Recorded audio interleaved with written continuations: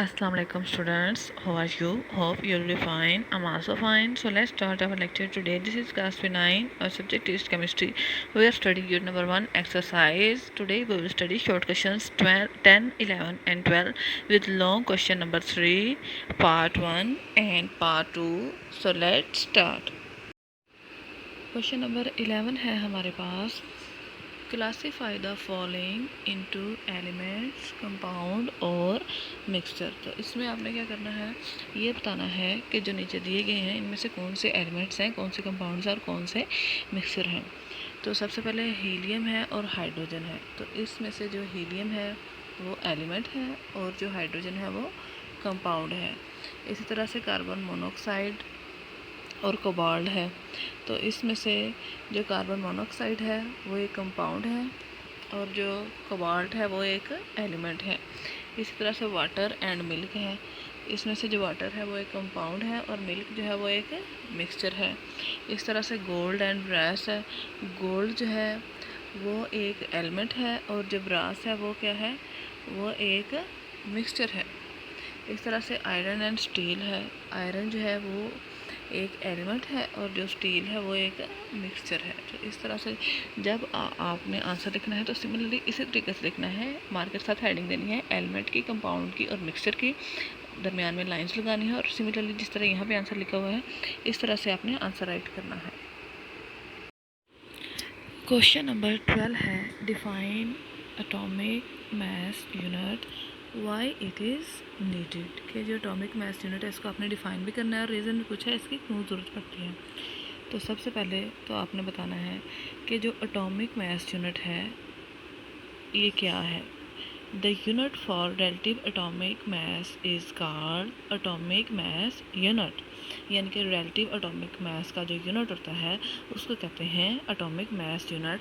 और इसका जो सिंबल है वो है स्मॉल AMU. और 1 एटॉमिक मास जो है वो किसके इक्वल है, 1/12 mass of 1 atom of carbon 12. Carbon 12 के 1/12 एक एटम के 1/12 हिस्से के बराबर है.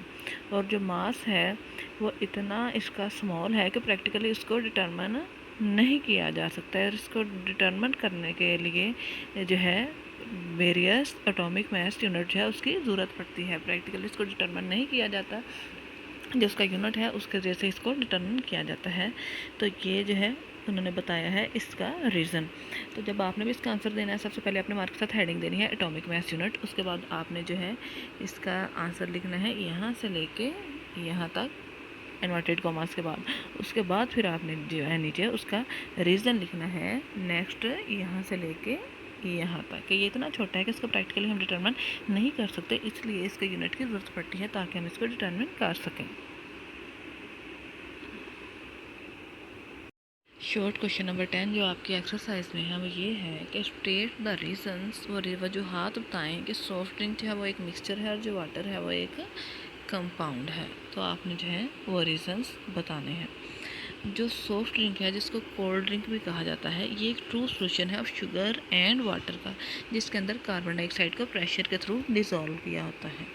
We can separate this components by physical method. और हम फिजिकल मेथड्स के ज़रिए से इनके कंपोनेंट्स को अलहदा भी कर सकते हैं और इनके डेफिनेट मेल्टिंग और बॉइलिंग पॉइंट भी नहीं होते. इसीलिए जो कोल्ड ड्रिंक है वो एक मिक्सचर है, जबकि जो वाटर है वो हाइड्रोजन और ऑक्सीजन की केमिकल कॉम्बिनेशन से बनता है. हाइड्रोजन और ऑक्सीजन की केमिकल कॉम्बिनेशन से बनता है और हम इनको फिजिकल मेथड्स के ज़रिए से सेपरेट भी नहीं कर सकते. तो दिस इज़ द रीज़न कि जो सॉफ्ट ड्रिंक है वो एक मिक्सचर है और जो वाटर है वो एक कंपाउंड है. तो जब आपने इनका आंसर लिखना है तो आपने इसी तरह आंसर लिखना है जिस तरह यहाँ पे लिखा हुआ है. पहले उन्होंने लिखा है सॉफ्ट ड्रिंक की वजूहत लिखी हैं और कि ये क्यों एक मिक्सचर है और फिर वाटर जो है वो क्यों एक कंपाउंड है इसका रीज़न लिखा हुआ है. तो सिमिलरली आपने भी इसी तरह से आंसर राइट करना है. लॉन्ग क्वेश्चन है हमारे पास differentiate between the following with example. तो इसमें सबसे पहले आपने क्या करना है, मार्कर के साथ हेडिंग देनी है molecule and gram molecule. Marker के साथ हेडिंग देनी है मॉलिक्यूल की.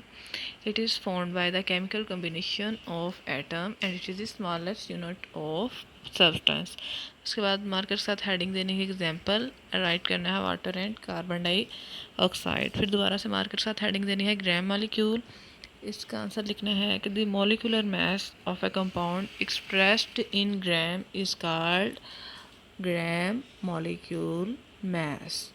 तो दोबारा से फिर आपने मार्कर के साथ हेडिंग देनी है एग्जाम्पल की, और नीचे इसकी एग्जाम्पल देनी है कि 1 ग्राम मॉलिक्यूल वाटर का इसके अंदर 18 ग्राम होते हैं और ये वाटर के 1 मोल के इक्वल होता है। उसके बाद इसी तरह से आपने एटम की हेडिंग देनी है और नीचे इसकी डेफिनेशन लिख देनी है, और फिर दोबारा से एग्जाम्पल की हेडिंग देनी है और इसकी एग्जाम्पल लिख देनी है। फिर आपने ग्राम एटम की हेडिंग देनी है, इसकी डेफिनेशन लिखनी है, और फिर दोबारा से एग्जाम्पल की हेडिंग देनी है और इसकी एग्जाम्पल लिख देनी है कि 1 ग्राम हाइड्रोजन के एटम में 1.008 ग्राम होते हैं और ये हाइड्रोजन के 1 मोल के इक्वल होता है।